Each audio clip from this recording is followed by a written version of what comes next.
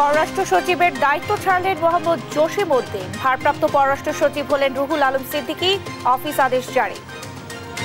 পরামর্শ না নিলে সরকারকে সহযোগিতার বিষয়টি পুনর্বিবেচনার হুঁশিয়ারি বিএনপির। বিতর্কিত উপদেষ্টাদের বাদ দেওয়ার আহ্বান। ডক্টর খলিলকে অবিলম্বে জাতীয় নিরাপত্তা উপদেষ্টার পদ থেকে সরিয়ে দিয়ে দেশে বিদেশে তার অবস্থান সম্পর্কে সম্পূর্ণ তথ্য দেশের জনগণের সামনে হাজির করতে হবে। ইশরাকের মেয়র হতে বাধা কাটল। ২৬ মের মধ্যে শপথের নির্দেশ হাইকোর্টের। সরকারকে ৪৮ ঘন্টা সময় দিয়ে আন্দোলন স্থগিত। আজকের হাইকোর্টের আদেশ শোনার পর আমাদের দল সিদ্ধান্ত নিয়েছে যে আপাতত আমরা স্থগিত রাখব এবং সরকারকে আগামী ২৪ ঘন্টা থেকে ৪৮ ঘন্টা পর্যবেক্ষণ করা হবে। ঢাবি শিক্ষার্থী সাম্য হত্যা দ্রুত বিচার না হলে যমুনা ব্লকেডের হুঁশিয়ারি ছাত্র দলের। ৭ ঘন্টা পর শাহবাগ ছাড়লেন নেতাকর্মীরা। আন্দোলন আর বৃষ্টির জলাবদ্ধতায় রাজধানী জুড়ে তীব্র যানজট। পথেই ঘন্টার পর ঘন্টা ভোগান্তি। দ্রুত কার্যকর পদক্ষেপের দাবি। এবং শেখ হাসিনার হলফনামায় দাখিল করা সম্পদ ও আয়কর বিবরণীতে সম্পদের হিসাবে গরমিল। ব্যবস্থা নিয়ে ইসিকে দুদকের চিঠি। সংবাদ রাতে দেখছিলেন সংবাদ শিরোনাম। সঙ্গে আছি আমি শারমিন নাসি। এবারে থাকছে বিস্তারিত। পররাষ্ট্র সচিবের দায়িত্ব ছাড়লেন মোহাম্মদ জসিম উদ্দিন। তার জায়গায় ভারপ্রাপ্ত পররাষ্ট্র সচিব হিসেবে দায়িত্ব নিয়েছেন রুহুল আলম সিদ্দিকী। বৃহস্পতিবার মন্ত্রণালয়ের এক অফিস আদেশে এই তথ্য নিশ্চিত করা হয়।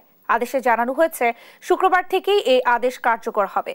আদেশে বলা হয়, মোহাম্মদ জসিম উদ্দিনের দায়িত্ব ত্যাগের প্রেক্ষিতে পররাষ্ট্র মন্ত্রণালয়ের সচিব মোহাম্মদ রুহুল আলম সিদ্দিকী পুনরাদেশ না দেয়া পর্যন্ত পররাষ্ট্র সচিবের দৈনন্দিন কার্যাদি সম্পাদন করবেন।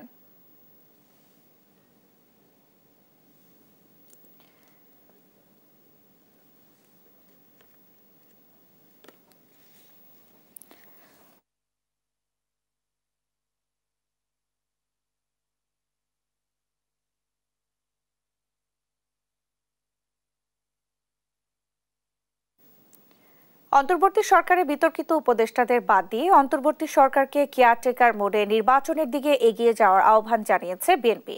দলটির দাবি, করিডোর ও বন্দর ব্যবস্থাপনার মতো জাতীয় গুরুত্বপূর্ণ ইস্যুতে সিদ্ধান্ত নেওয়ার এখতিয়ার অন্তর্বর্তী সরকারের নেই।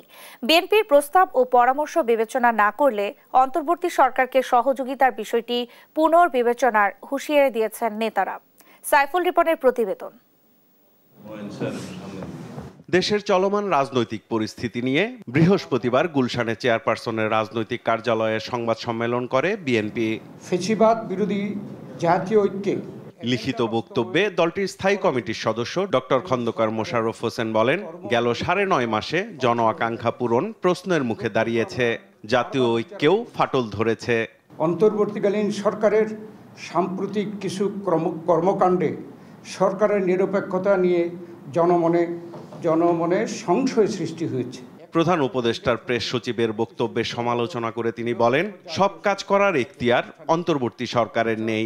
মানবিক করিডোর ও চট্টগ্রাম বন্দর সহ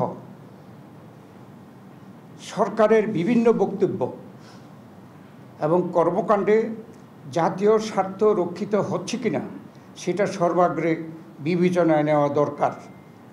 এছাড়াও এমন জাতীয় গুরুত্বপূর্ণ ও দীর্ঘমেয়াদী নীতি নির্ধারণী কোনো সিদ্ধান্ত নেয়ার এখতিয়ার অন্তর্বর্তীকালীন সরকারের, অস্থায়ী সরকারের আছে বলে এদেশের মানুষ মনে করে না। নির্বাচন কমিশন ঘেরাওয়ের মতো কর্মসূচি উদ্দেশ্যমূলক ও রহস্যজনক বলেও মন্তব্য করেন খন্দকার মোশাররফ হোসেন। নির্বাচন কমিশন সাংবিধানিক দায়িত্ব হচ্ছে রাষ্ট্রপতি নির্বাচন, জাতীয় সংসদ নির্বাচন ও রাষ্ট্রপতি নির্বাচন অনুষ্ঠান। এমন বাস্তবতার স্থানীয় সরকার নির্বাচনের দাবিতে নির্বাচন কমিশন ঘেরাও করার বিষয়টি উদ্দেশ্যমূলক ও রহস্যজনক। বিতর্কিত উপদেষ্টাদের সরিয়ে দেওয়ার বিষয়ে ডক্টর খন্দকার মোশাররফ হোসেনের বক্তব্যে সমর্থন জানান দলের স্থায়ী কমিটির আরেক সদস্য আমির খসরু মাহমুদ চৌধুরী। এটাকে কমিয়ে কেয়ারটেকার মোডের দিকে যেতে হবে। সংখ্যা কমানোর কথা বলছে, বাড়ানোর কথা না। কারণ আপনি যখন কেয়ারটেকার মোডে যাবেন, সংখ্যা আমাদের জানা আছে কেয়ারটেকারের 10 জন ছিল, ঠিক আছে, আমরা সংখ্যা বলছি না, কিন্তু আপনাকে সেদিকে যেতে হবে। আর যারা যারা বিতর্কিত এখানে তাদেরকে বাদ দিলে আমাকে সেদিকে যেতে হবে। কারণ আমি এটা নিরপেক্ষ নির্বাচনের কথা বলছি। নেতারা বলেন, পরামর্শ উপেক্ষা করলে সরকারের প্রতি সহযোগিতার বিষয়টি পুনর্বিবেচনা করবে বিএনপি। সরকার এরকম একটা পরিস্থিতি সৃষ্টি করছে যেখানে আমরা প্রথম দিন থেকে প্রকাশ্যে আমরা যে বলে গেছি যে আমরা এই সরকারের সহযোগিতা করতে চাই, তাদেরকে যৌক্তিক সময় দিতে চাই নির্বাচন করার জন্য। আমরা এখন বলছি যে এইরকম কর্মকাণ্ডের ফলশ্রুতিতে সেই সাহায্য সেভাবে সহযোগিতা করাটা কঠিন। সংস্কার ও নির্বাচনের প্রস্তুতি একসঙ্গে চলতে পারে উল্লেখ করে ডিসেম্বরে ভোট আয়োজনে অবিলম্বে রোডম্যাপ ঘোষণার আহ্বানও জানান বিএনপির শীর্ষ নেতারা। যথাশীঘ্র সম্ভব। সাইফুল রিপন, দেশ টিভি, ঢাকা। ঢাকা দক্ষিণ সিটি কর্পোরেশনের মেয়র হিসেবে বিএনপি নেতা ইশরাক হোসেনকে শপথ না পড়ানোর রিট খারিজ করে দিয়েছেন হাইকোর্ট। এর ফলে মেয়র হিসেবে তার শপথে আইনগত কোনো বাধা নেই বলে জানিয়েছেন তার আইনজীবীরা। আর হাইকোর্টের আদেশের বিরুদ্ধে আপিলের কথা জানিয়েছেন রিটকারীর আইনজীবী। সাবরিনা মজুমদারের রিপোর্ট।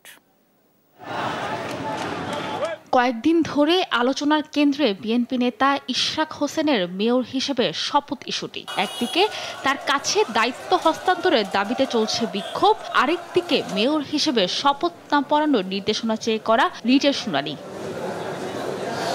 বৃহস্পতিবার বহুল আলোচিত এই রিটের বিষয়ে সিদ্ধান্ত জানান উচ্চ আদালত। ইশরাক হোসেনকে ঢাকা দক্ষিণ সিটির মেয়র পদে রায়ের বৈধতা ও শপথ না পড়াতে নির্দেশনা চেয়ে রিট খারিজ করে দেন হাইকোর্ট। এর আগে বুধবার আদালত থেকে নেমে যাওয়ার সময় এক আইনজীবী তাদের উদ্দেশ্য করে হুমকি দিয়েছে বলে জানান আদালত। অজ্ঞাত সেই আইনজীবীর পক্ষ থেকে ক্ষমা প্রার্থনা করেন বার সভাপতি। আদালত বলেন, জনস্বার্থে এমন রিট করার এখতিয়ার নেই। পাশাপাশি ট্রাইব্যুনালে রায়ের বিরুদ্ধে আপিল করতে হবে সেই ট্রাইব্যুনালেই, কিন্তু বিবাদী পক্ষ তা করেনি। পরে ইশরাক হোসেনের আইনজীবীরা জানান, শপথ আয়োজন করতে আর কোনো বাধা নেই। এখন ইশরাককে শপথ না করানো হবে আদালত অবমাননা। 26 তারিখের মধ্যে শপথ দিতে হবে, যদি না শপথ না দেওয়া হয় সেটা আদালত অবমাননা হবে। উপদেষ্টা যিনি আছেন একটা পার্টির পারপাস সার্ভ করার জন্য তিনি কাজ করছেন। এদিকে হাইকোর্টের আদেশের বিরুদ্ধে আপিল করার ঘোষণা দেন রিটকারীর আইনজীবী। মহামান্য আপিল বিভাগে আমরা আপিল ফাইল করব এবং আপিল ফাইল করা অবস্থায় যেহেতু এই বিষয়টি সাবজুডিস ম্যাটার থাকবে, এখানে স্থানীয় সরকার মন্ত্রণালয়ের শপথ পড়ানোর আইনগত কোনো সুযোগ থাকলো না। গেল বছরের 5 আগস্ট গণ অভ্যুত্থানে হাসিনা সরকারের পতনের পর চলতি বছরের 27 মার্চ ঢাকা দক্ষিণ সিটির মেয়র হিসেবে ইশরাক হোসেনকে নির্বাচিত ঘোষণা করে নির্বাচনী ট্রাইব্যুনাল। পরে এর রায়ের আলোকে গ্যাজেট প্রকাশ করে নির্বাচন কমিশন। সাবরিনা মজুমদার, দেশ টিভি, ঢাকা। জনগণের ভোগান্তির কথা ভেবে আন্দোলন প্রত্যাহার করে নিয়েছেন বিএনপি নেতা ইশরাক হোসেন। তবে শপথের বিষয়ে আদালতের রায় নিয়ে কালক্ষেপণ করলে আবারও সড়কে নামার হুঁশিয়ারি দেন তিনি। একই সঙ্গে উপদেষ্টা আসিফ মাহমুদ ও মাহফুজ আলমকে অপসারণে সরকারকে 48 ঘন্টার সময় বেঁধে দেন ইশরাক হোসেন। এদিকে রিট খারিজের রায়ে উচ্ছ্বাস প্রকাশ করেন নেতাকর্মীরা। তন্দ্রা তারুণের রিপোর্ট। আনন্দ মিছিল আর স্লোগানে মুখর রাজধানীর কাকরাইল মোড়। হাইকোর্টের রায় ইশরাক হোসেনের পক্ষে আসায় বিএনপি নেতাকর্মীদের মাঝে এমন বাঁধভাঙা উচ্ছ্বাস। ঢাকা দক্ষিণ সিটি কর্পোরেশনের মেয়র হিসেবে ইশরাক হোসেনের শপথ পড়ানোর দাবিতে 1 সপ্তাহের বেশি সময় ধরে রাজপথে কর্মী সমর্থকরা। বৃহস্পতিবার সকাল 11:30 নাগাদ ইশরাকের শপথ না পড়ানোর রিট আদালত খারিজ করে দিলে বাঁধভাঙা উচ্ছ্বাস দেখা যায় নেতাকর্মীদের মাঝে। দ্রুত শপথ পড়ানোর দাবি জানান তারা। নেতাকর্মীরা বলছেন, আদালতের রায়ে ইশরাক হোসেনের জয় হয়েছে। এটি শুধু রাজনৈতিক সিদ্ধান্ত নয়, বরং গণদাবি ছিল বলেও মত তাদের। এরপর শুরু হয় নতুন আন্দোলন। এবার 1 দফা দাবি, স্থানীয় সরকার উপদেষ্টা আসিফ মাহমুদ এবং তথ্য উপদেষ্টা মাহফুজ আলমের পদত্যাগ। তাদের অভিযোগ, সরকারের থেকে ক্ষমতার অপব্যবহার করছেন এই 2 উপদেষ্টা। বিকেলে আন্দোলনকারীদের সঙ্গে যোগ দেন ইশরাক হোসেন। এ সময় তিনি সড়ক থেকে আন্দোলন প্রত্যাহারের ঘোষণা দেন। 2 ছাত্র উপদেষ্টার পদত্যাগের বিষয়ে 48 ঘন্টা পর্যবেক্ষণ করে পরবর্তী সিদ্ধান্ত নেওয়া হবে বলে জানান তিনি। আজকের হাইকোর্টের আদেশ শোনার পর আমাদের দল সিদ্ধান্ত নিয়েছে যে আপাতত আমরা স্থগিত রাখব এবং সরকারকে আগামী 24 ঘন্টা থেকে 48 ঘন্টা পর্যবেক্ষণ করা হবে তারা কি করে। ইশরাকের ঘোষণার পর কাকরাইল মোড় ও মৎস্য ভবনের সামনের সড়ক থেকে সরে যান নেতাকর্মীরা। তন্দ্রা তারুণ্য, দেশ টিভি, ঢাকা। ঢাকা বিশ্ববিদ্যালয়ের শিক্ষার্থী ও ছাত্রদল নেতা শাহরিয়ার আলম শাম্য হত্যার দ্রুত বিচার না হলে যমুনা ব্লকের কর্মসূচির হুঁশিয়ারি দিয়েছে জাতীয়তাবাদী ছাত্রদল। বৃহস্পতিবার শাহবাগ মোড় ও হোটেল ইন্টারকন্টিনেন্টাল মোড় অবরোধ কর্মসূচি শেষে এই হুঁশিয়ারি দেয় সংগঠনটি। প্রায় 7 ঘণ্টা পর অবরোধ তুলে নেন ছাত্রদলের নেতাকর্মীরা। নিয়াজ মোর্শেদের প্রতিবেদন। পূর্ব ঘোষণা দিয়ে ঢাকা বিশ্ববিদ্যালয়ের শিক্ষার্থী ও ছাত্রদল নেতা শাম্য হত্যার বিচারের দাবিতে ছাত্রদলের নেতাকর্মীরা শাহবাগ মোড় ও ইন্টারকন্টিনেন্টাল হোটেলের সামনের সড়ক অবরোধ করেন। বৃহস্পতিবার সকাল 10:40 শুরু হয় কর্মসূচি। এর মাঝে বৃষ্টি শুরু হলেই সড়কে বসে পড়েন নেতাকর্মীরা। বৃষ্টির মধ্যেই চালিয়ে যান কর্মসূচি। তারা বলেন, শাম্য হত্যার বিচার ও প্রকৃত দোষীদের গ্রেপ্তার না হওয়া পর্যন্ত এই কর্মসূচি চালিয়ে যাবেন। দলের নেতাকর্মীরা কিন্তু রাজপথে তার ভাই হত্যার যে বিচার, সেই বিচার নিশ্চিত করার জন্য এখন অবস্থান নিয়েছে। যে নীরব ভূমিকা এবং ঢাকা ইউনিভার্সিটির ভিসি প্রক্টরের পক্ষ থেকে এখন পর্যন্ত দায়িত্বশীল কোনো ভূমিকা দেখতেছি না। আমাদের বাংলাদেশ জাতীয়তাবাদী ছাত্রদলের প্রতি এক ধরনের মব কালচার তৈরি করে, বাংলাদেশ জাতীয়তাবাদী ছাত্রদলের প্রতি এক ধরনের প্রতিহিংসামূলক পরায়ণতা আমরা দেখতে পাচ্ছি, এক ধরনের গোষ্ঠী করে যাচ্ছে প্রতিনিয়ত। আর সড়ক অবরোধে জনদুর্ভোগ সৃষ্টি হওয়ায় দুঃখ প্রকাশ করে নেতাকর্মীরা বলেন, রাজপথ ছাড়া দাবি আদায়ের কোনো বিকল্প নেই বলেই তাদের এই অবরোধ কর্মসূচি। আমাদের বক্তব্য খুবই স্পষ্ট, শাম্য জুলাইয়ের প্রথম সারির যোদ্ধা, শাম্য হত্যার বিচার নিশ্চিত না করে আমরা রাজপথ থেকে ঘরে ফিরব না ইনশাআল্লাহ। জনদুর্ভোগ হচ্ছে, এটি আমরা অস্বীকার করছি না, কিন্তু শাহরিয়ার আলম শাম্য, পারভেজ হত্যাকাণ্ড, ঢাকা বিশ্ববিদ্যালয়ে যে অনবরত ঘটনাগুলো ঘটছে সেগুলোর বিষয়ে মানুষজনের কিন্তু এক ধরনের কনসার্ন রয়েছে, তারা উদ্বিগ্ন। শাম্য হত্যাকারীদের গ্রেপ্তারের দাবি জানিয়ে ছাত্রদল সভাপতি বলেন, দ্রুত বিচার শেষ না করা হলে যমুনা ব্লকেট করা হবে। আমরা শান্তিপূর্ণভাবে প্রতিবাদ জানিয়ে যাচ্ছি, তারা যেন বুঝতে পারে যে এর থেকেও অনেক বড় কর্মসূচি ছাত্রদল প্রণয়ন করতে পারে। আমরা শাহবাগে আজকে অবস্থান গ্রহণ করছি। আমরা আমাদের প্রয়োজন মনে করি, যদি আমাদের ভাই হত্যার বিচার না পাই, আমরা যমুনা ব্লক করতে পিছু পা হব না। এদিন বিকেল 5টায় ছাত্রদলের সভাপতি শাম্য হত্যার প্রতিবাদে এই অবরোধ কর্মসূচি সমাপ্ত ঘোষণা করেন। আমরা আমাদের কর্মসূচি আনুষ্ঠানিক সমাপ্তি ঘোষণা করছি। নিয়াজ মোর্শেদ, দেশ টিভি, ঢাকা। সকালের ভারী বৃষ্টিতে রাজধানীর বিভিন্ন স্থানে দেখা দেয় জলাবদ্ধতা। সেই সঙ্গে যোগ হয় রাজধানীর বিভিন্ন পয়েন্টে আন্দোলন। সব মিলিয়ে তীব্র যানজট ও জলাবদ্ধতায় নাকাল রাজধানীবাসী। কংক্রিটের ঢাকা যেন পরিণত হয়েছে ভোগান্তির শহরে। এ বিষয়ে আরো জানাচ্ছেন মোহাম্মদ আলাউদ্দিন। আকাশ থেকে বৃষ্টির ফোঁটা পড়লেই যেন রাজধানীর বিভিন্ন এলাকায় দেখা দেয় জলাবদ্ধতা, যার অবধারিত ফলাফল যানজট। বৃহস্পতিবার সকালে বিভিন্ন এলাকায় ভারী বৃষ্টি হওয়ায় যানজটে সীমা ছাড়াই ভোগান্তি। সড়কে আটকে থাকতে হয় ঘন্টার পর ঘন্টা।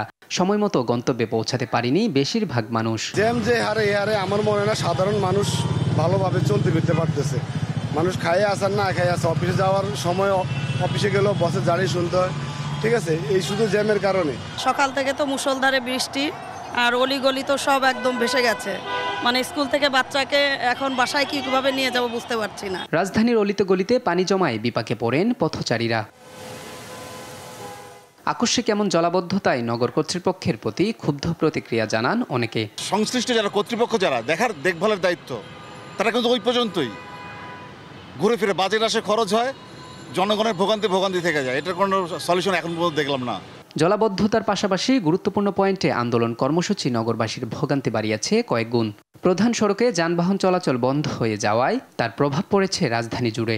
তৈরি হয় তীব্র যানজট। জনগণের ভোগান্তি সারা জীবনই থাকবো। দাবি আদায়ে জনভোগান্তি না করে বিকল্প কর্মসূচি খোঁজার তাগিদ সাধারণ মানুষের। দেশের বাইরে যে কিছু একটা হইলে আন্দোলন, কিন্তু আমরা সাধারণ জনগণ যারা আছে আমরা তো ভোগান্তির মধ্যে আছে ভাই। আমরা এগুলো চাই না। পুরো রাস্তা জ্যাম জট, রাস্তা কোনোই নাই। এমন ভোগান্তি থেকে কবে মুক্তি মিলবে প্রশ্ন রাজধানীবাসীর। মোহাম্মদ আলাউদ্দিন, দেশ টিভি, ঢাকা। 2008 সালের জাতীয় সংসদ নির্বাচনের হলফনামায় শেখ হাসিনার সম্পদের তথ্য গোপন করার প্রমাণ পেয়েছে দুর্নীতি দমন কমিশন দুদক। সংস্থাটির চেয়ারম্যান বলেন, নির্বাচনী বিধিমালা লঙ্ঘন করায় তার প্রার্থিতা থাকার সুযোগ ছিল না। এ বিষয়ে ব্যবস্থা নিতে নির্বাচন কমিশনকে চিঠি দিয়েছে সংস্থাটি। একই সঙ্গে দুদকও তার বিরুদ্ধে আইনি পদক্ষেপ গ্রহণ করবে। ফাহিম ইউসুফের রিপোর্ট।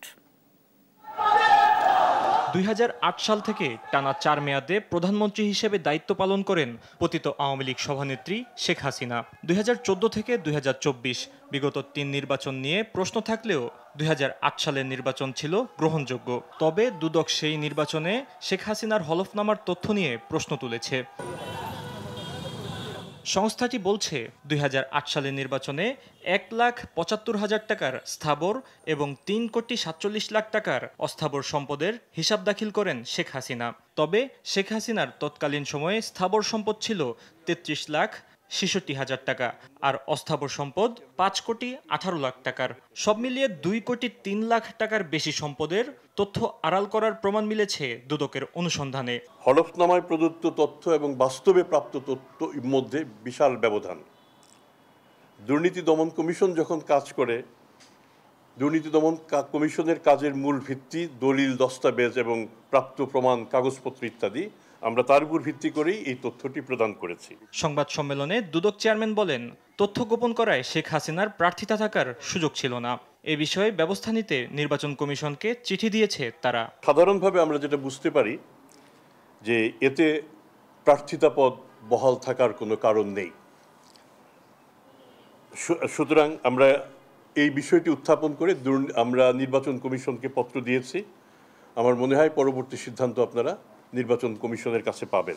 আর আইন অনুযায়ী এই মিথ্যা তথ্য দেওয়ার ঘটনায় শেখ হাসিনার বিরুদ্ধে মামলা বা পরবর্তী পদক্ষেপ নেওয়া হবে বলেও জানান দুদক চেয়ারম্যান আব্দুল মোমেন। ফাহিম ইউসুফ, দেশ টিভি, ঢাকা।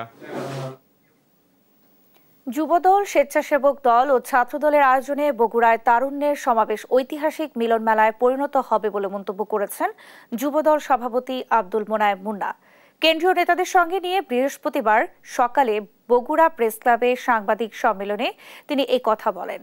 শুক্র শনিবার রাজশাহী ও রংপুর বিভাগের এই সেমিনার ও তারুণ্যের সমাবেশ নিয়ে বিভিন্ন পরিকল্পনার কথাও জানান যুবদল সভাপতি। বলেন, তরুণদের সামনে এগিয়ে নেয়ার জন্যই এমন সেমিনার ও সমাবেশ। শুক্রবার কৃষি উন্নয়ন, পরিবেশ রক্ষা ও নাগরিক সমস্যা নিয়ে তারুণ্যের ভাবনা শীর্ষক সেমিনারে শহরের মমইন মিলনায়তনে এবং শনিবার তারুণ্যের রাজনৈতিক অধিকার প্রতিষ্ঠা বিষয়ক সমাবেশ শহরের সেন্ট্রাল স্কুল মাঠে অনুষ্ঠিত হবে।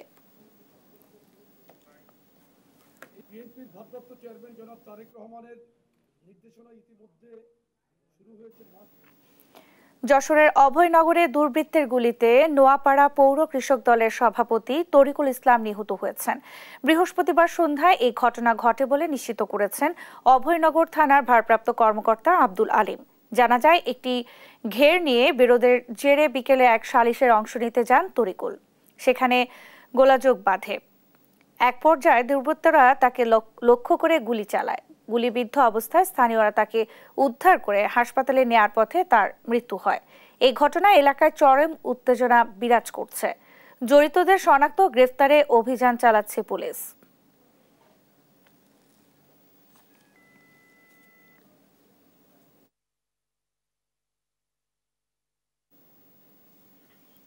পূবালী ব্যাংক পিএলসি এর সহযোগিতা এবং বাক বিক্রি ছাত্র বিষয়ক বিভাগের সার্বিক তত্ত্বাবধানে বাংলাদেশ কৃষি বিশ্ববিদ্যালয় প্রাঙ্গণে মাসব্যাপী বৃক্ষরোপণ কার্যক্রমের উদ্বোধন করা হয়েছে।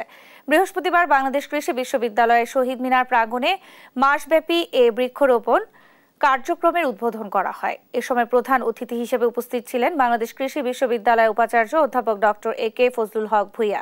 এছাড়া আরও উপস্থিত ছিলেন পূবালী ব্যাংকের ব্যবস্থাপনা পরিচালক ও প্রধান নির্বাহী মোহাম্মদ আলী, বিশ্ববিদ্যালয়ের কৃষি অনুষদের dean professor doctor GM. Mujibur Rahman সহ অন্যান্যরা।